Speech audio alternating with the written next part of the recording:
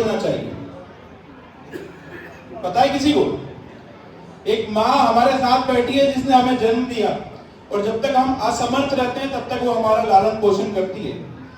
पर एक भारत भूमि, जब हम जन्म लेते हैं तब से लेकर हमें अन्न, जल, सम्मान, जो आज हम सब यहाँ बैठे हैं, जो सम्मान आप सबको मिल रहा है, ये हमें भारत माता देती है।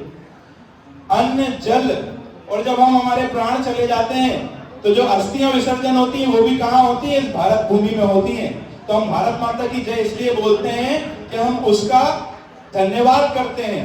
तो इसलिए आप बोलो भारत माता की। आज के इस मेधावी छात्र सम्मान समारोह में एवं मेहोना के समाज पंचायत महिला मंडल के सभा कैंप समारोह में हमारे बीच में आज के इस कार्यक्रम के मुख्य अतिथि, जो सदैव एक बड़े भाई के रूप में, और चूंकि कहूं बड़े भाई के रूप से ज्यादा पिता के रूप में हमेशा मुझे मार्गदर्शित करते हैं, जिनका सम्मान और जिनका मार्गदर्शन मुझे सदैव हमेशा प्राप्त होता रहता है, और अखिल भारतीय गौरी वैश्य महासभा के महामंत्री आदरणीय श्री दीपक सावला जी, और हाल ही में हमारे समाज के लिए बड़ा गर्व का विषय है कि भाजपा से मध्य प्रदेश शासन में ग्वालियर विकास प्राधिकरण में उपाध्यक्ष बने आदरणीय सुधीर पहाड़िया जी। ये हमारे सबके लिए बहुत गर्व का विषय, पर जोरदार तालियां हो जाएं आदरणीय भाई साहब के लिए। हमारे बीच में अखिल भारतीय गौरी वैश्य महासभा के उपाध्यक्ष आदरणीय संतोष कुचिया जी भाई साहब। हमारे बीच में अखिल भारतीय गौरी वैश्य महिला मंडल की राष्ट्रीय अध्यक्षा नारी शक्ति, जिनके आने से पूरे समाज में, पूरे देश में नारी शक्ति में एक अलग जुनून आया है, ऐसी आदरणीय श्रीमती सुनीता गांधी जी। उनके साथ महिला मंडल की राष्ट्रीय मंत्री श्रीमती ममता कुचिया जी,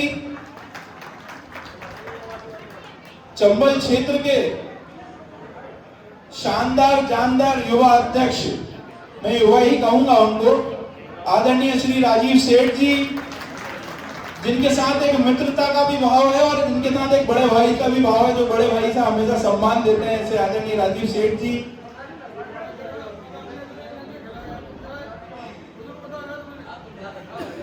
बड़े भाई जैसा बोल रहा हूं। और आज के इस कार्यक्रम में महिला मंडल को शपथ दिलाने आए भोपाल से हमारे बीच में मध्य मालवा महिला मंडल की अध्यक्षा श्रीमती सुनीता छिरोलिया जी। कहते हैं कि युवा जो होता है ना, युवा का उल्टा होता है वायु, और वायु जब गलत दिशा में चलती है तूफान ले आती है, सब चीजें उड़ा देती है। ऐसे युवा को जो मार्गदर्शित करता है, जो सही दिशा में चले, उन्हें हम हमारे वरिष्ठ बोलते हैं। ऐसे वरिष्ठ संघ के हमारे पिता तुल्य आदरणीय राजेश सेठ जी मेरे साथ कंधे से कंधा मिलाकर नवयुवक मंडल को गठने का काम कर रहे हैं, संगठन को खड़ा करने का काम कर रहे हैं। ऐसे राष्ट्रीय मंत्री आदरणीय सौरभ निखरा जी, और एक हमने अभी भाई साहब के बारे में बताया, जैसा ग्वालियर विकास प्राधिकरण के उपाध्यक्ष आदरणीय सुधीर भाई साहब बने, ऐसे एक और हमारे बीच में हमारे समाज के गौरव मेहोना थाना प्रभारी आदरणीय रोहित गुप्ता जी, उनके लिए भी एक बार जोरदार तालियां हो जाए। साथियों, ये हमारे समाज का गौरव है, एक बार जोरदार आप तालियों से इनका अभिनंदन करें। और आज के इस मेहोना पंचायत के अध्यक्ष आदरणीय भाई साहब, मैं क्षमा चाहता हूं, आपका नाम हरिशंकर चपरा जी, और कार्यक्रम संयोजक आदरणीय हरिमोहन गोरा जी। इनके लिए तो एक बार जोरदार तालियां होनी चाहिए, तभी आप यहाँ सब बैठे हैं। और चंबल क्षेत्र नवयुवक मंडल के जानदार शानदार अध्यक्ष मेरे प्रिय भाई धीरज कुचिया जी, और मेहोना पंचायत के अध्यक्ष अमित सिजारिया जी।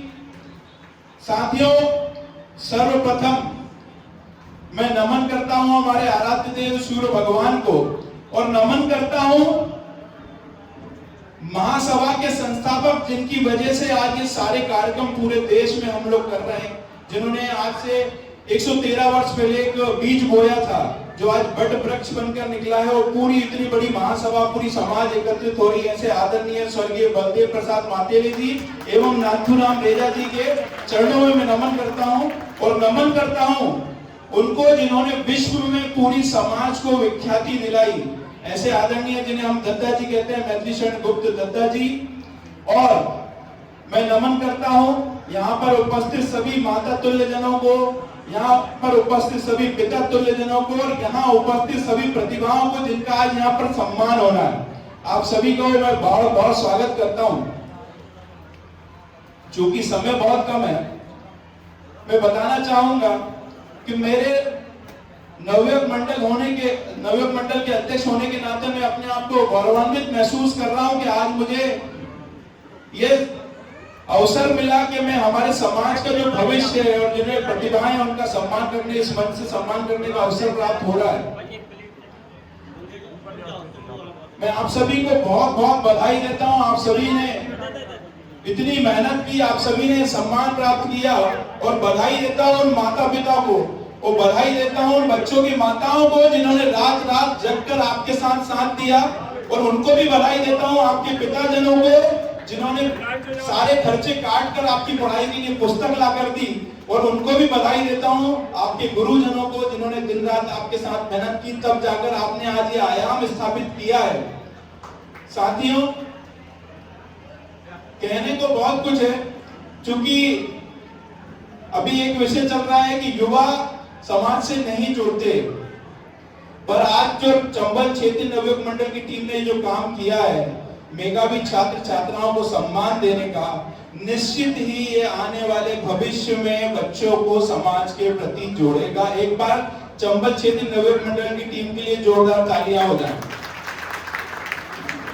और मैं इस मंच से सभी क्षेत्रीय नवयुवक मंडल के अध्यक्ष और मंत्री और पूरी टीम से निवेदन करता हूं कि आप सभी भी अपने अपने क्षेत्रों में जिन बच्चों ने ऐसे आयाम स्थापित किए हैं उनका सम्मान करने का काम करें।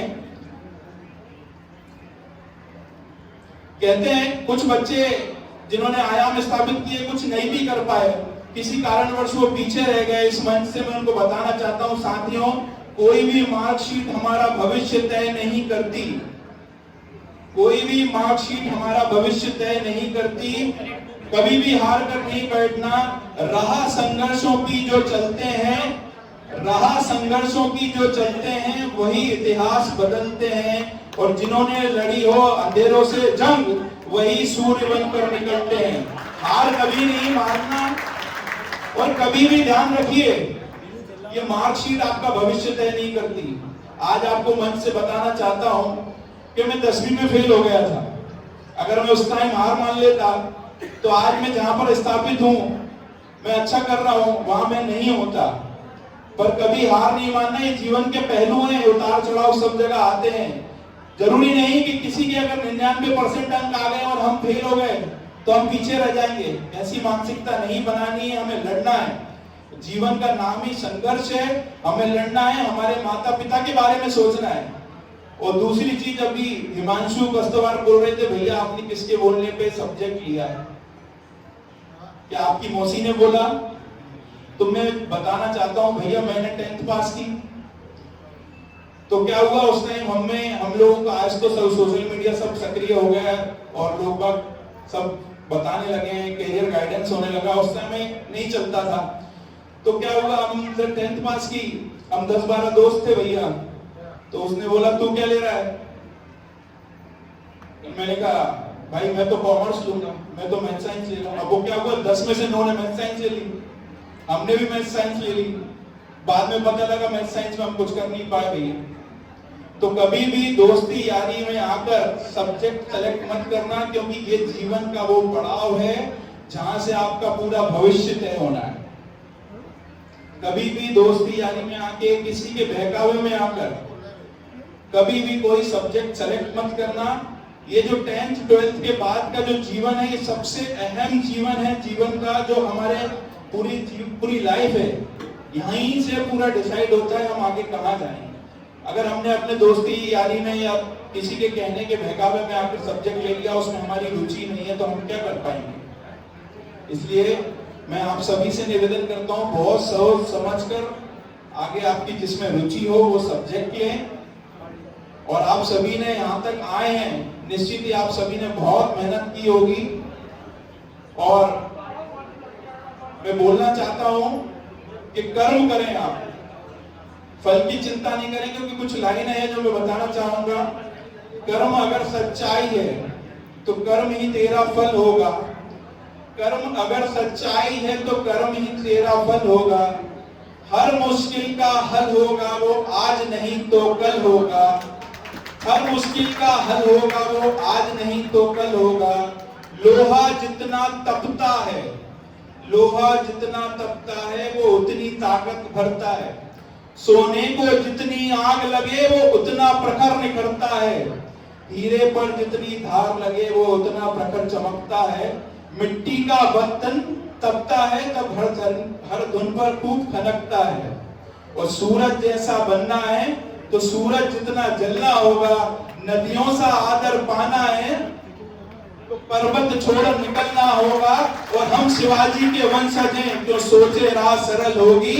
हर मुश्किल का हल होगा वो आज नहीं तो कल होगा। बहुत बहुत धन्यवाद। जय गहोई, जय भारत, हिंदुस्तान जिंदाबाद, भारत माता की जय।